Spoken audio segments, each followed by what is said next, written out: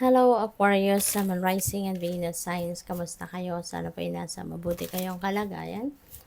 Welcome back po sa Star Tarot. At kung bago kayo rito, welcome din po kayo. Please subscribe, like, share my videos, and leave me a comment kung nakaresonate kayo. Thank you.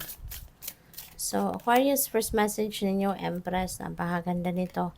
Si Empress kasi abundant, no? And prosperous energy. Kaya most likely, meron kayong maraming perang dadating, no? Or baka opportunities, no? Na pwedeng pagkakaperahan ninyo. So, maaari din na meron ditong, kasi creation energy ito. So, baka you are going to start something new din sa buhay ninyo. Hindi lang trabaho, career, business, source of income, kundi family. No? Maybe you're also starting a family. Baka kayo ay buntes or baka magbubuntes pa lang. Or kung hindi man baka yung person ninyo, diba? Pwedeng ganun din ang ganap dito for some of you. So, definitely, you will be abundant. You will be prosperous. There is also taking care of yourself dito, no? Maaalagaan ninyo dito siguro yung inyong sarili. There will be more time para to take care of yourself, no? Around this time. Si Queen of Pentacles, ganun din, no? This is also mother archetype. Kaya maaari din na kayo ay talagang maalaga, sensible, 'di ba? Nurturing, ganon. So, yun. Pwede rin kasi ang trabaho ninyo rito. Baka caregiver kayo, nurse kayo, ganon. Doktor, yung mga ganon, ano, na you are taking care of sick people, you are taking care of kids, elders, mga ganon, no? So, baka ganon ang linya ng trabaho ang ginagawa ni Aquarius. And si Queen of Pentacles, just like Empress, this is also abundance and prosperity energy. Kaya po pwedeng meron dito mga lucrative offers na dadating sa inyo, mga offers sa trabaho, career na talagang siguro hindi ninyo to or mahirap ninyong hindian ito because this is really very successful na ano, na ang tawag dito, magiging successful kayo sa mga bagay na to. Kasi ano ito eh, maaaring yung mga offers na 'to nakalinya doon sa mga sa passion ninyo, nakalinya sa kung ano yung love ninyong gawin talaga, 'no? And when you are loving what you are doing, yung gano'n, 'no? When you love, what you do, mabilis ang success diyan, mabilis ang tagumpay diyan, 'no? Kasi ini-enjoy mo yung trabaho, 'di ba? At, pupuwede rin 'no, ang iba sa inyo talaga napi-pick up dito baka you're welcoming a baby, 'no? Baka your family is welcoming a new baby, yun ang napi-pick up ko. King of Wands, ayan, King of Wands is, also ano, baka merong promotion dito in the leadership role kasi si King of Wands is a leader, 'no? Natural born leader. Kaya pupuwedeng nakikita na, napapansin na ng employer mo, ng boss mo, yung kakayanan mo of becoming a good leader.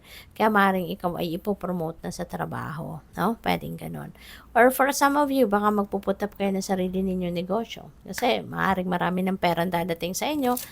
Kaya pwedeng magkakaroon ka na ng pangkapital, kumbaga, sa trabaho, ay sa ano, sa negosyo, no? So, thank you po for subscribing to my channel. If you haven't subscribed yet, subscribe na po kayo. Also, please click the join button sa baba ng video pa kung gusto ninyo mag-member sa channel. At saka, maraming salamat din sa mga cross-watchers na nandito. Thank you for your support, pati na rin sa mga hindi nag-skip ng ads. Maraming salamat. Lily. Masaya ito eh, si Lily. Si Stork, tsaka si Lily, masaya. You know, meron itong mga balita kayong matatanggap dito that's going to make you happy. You know, baka ito na yung mga balita, updates, resulta ng mga examinations, resulta ng mga test, resulta ng interviews, mga ganon, or kahit ano pa man, no? There's good news coming your way. Pwede rin na merong news of a new baby talaga dito. Baka merong nanganak na sa inyo dito, no? Or mga nganak na yung person ninyo at mababalitaan ninyo ito. So, kaya magiging masayang-masaya kayo. This is also a time na siguro meron kayong mga development din, no, na gagawin sa inyong finances, sa inyong business, sa inyong career, no, at yan ay sisimulan din ninyo sa ngayon. Possible din ang iba sa inyo rito, maka merong mga dadating na yun nga, blessings, no? Pwedeng may pera, pwedeng, ayan, bagong development, no? Sa buhay, in general, no?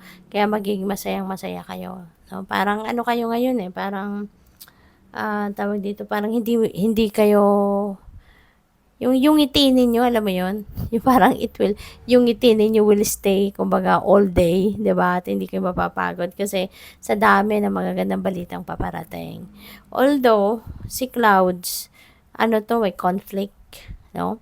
So, since maraming, ano dito, maraming good news, maraming positive energies, so, pwedeng yung conflict na ito, hindi rin ito magtatagal. Baka meron kayong makaaway, meron kayong makasagutan, meron kayong hindi pagkakaintindi with someone, but it's not going to last long.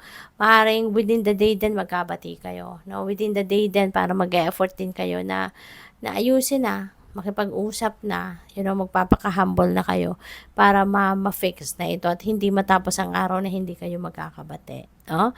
Kaya good luck. Thank you for watching. Love and light. Namaste.